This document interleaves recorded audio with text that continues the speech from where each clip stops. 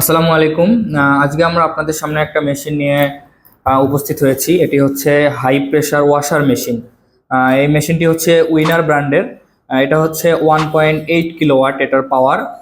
আপনারা যারা সামনে কোরবানি ঈদ আসছে, আপনারা কোরবানির পশুর ময়লা আবর্জনা বা বর্জ্য বা আপনাদের গাড়ি, মোটরসাইকেল, কার এগুলো ওয়াশ করার জন্য কিন্তু আপনারা আমাদের কাছ থেকে এই মেশিনটা নিতে পারেন। আমাদের এই মেশিনটা হচ্ছে, এটা হচ্ছে 100% কপার মোটর।